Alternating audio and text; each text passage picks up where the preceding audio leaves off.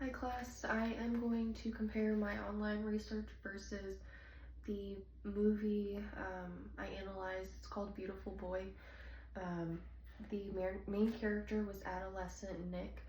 He had, I want to say, a very supportive and enriched childhood. Um, his parents did divorce while he was fairly young. I want to say between the ages of 5 and 7. Um, from there, I feel like his emotions were kind of unresolved and possibly brushed off because of how young he was. Um, but his external appearance really demonstrated that something was wrong with the way he was feeling. He always wore dark clothing and he always had a long, shaggy haircut that always drooped in front of his face. So to me, that is a traditional unresolved depression symptom. It's just your outside appearance. Now, with that being said, he did not really have his mom involved in his life. His dad was fairly supportive, but an issue I saw was that his father normalized the behavior of using illegal substances. His dad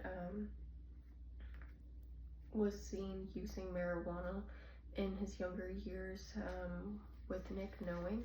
So Nick would always try to bond with his father over marijuana, which at first his father did decline, but eventually that became something that they regularly bonded over, which I feel just opened up a whole new avenue of drugs.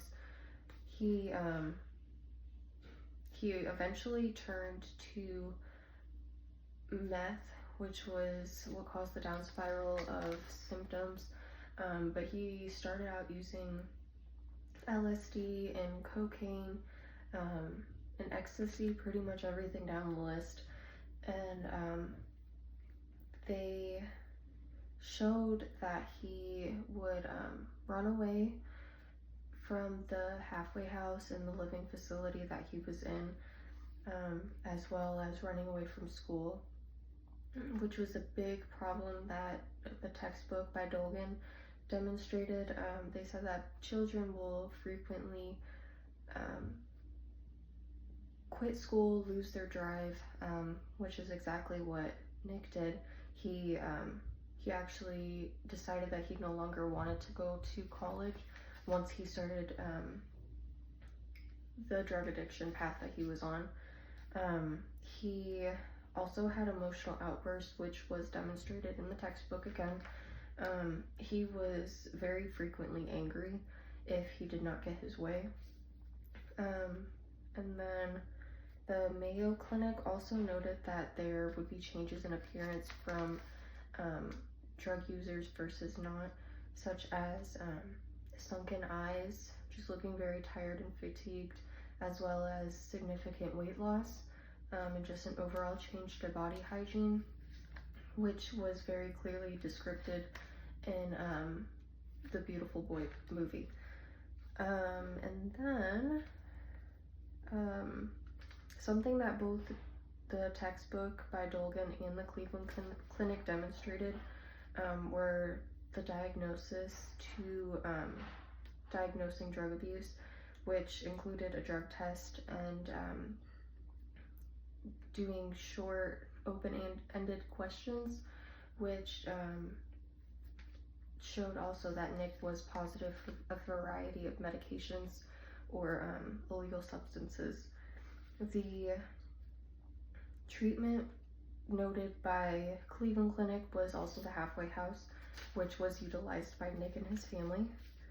And then an error in the movie that I saw most common was, that really stuck out to me, was that the Mayo Clinic stated that children that had a more supportive and open relationship between their parents were less likely to develop a drug abuse disorder, which I feel Nick's dad was very supportive, but back to the, what is it called? Back to the divorce.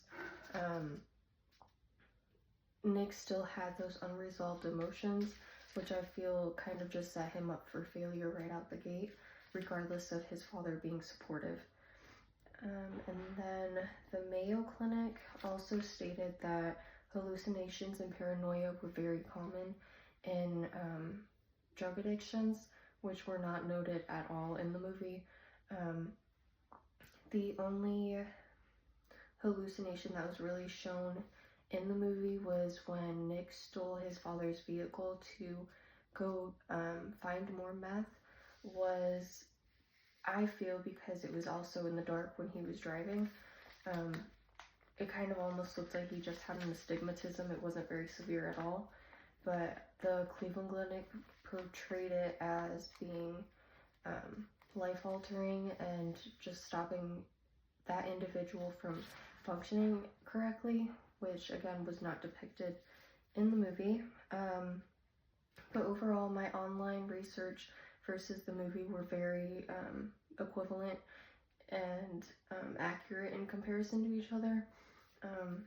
Both depicted the wrongdoings and the changes in a person's behavior while doing drugs. So overall, again, everything looked to be fairly similar.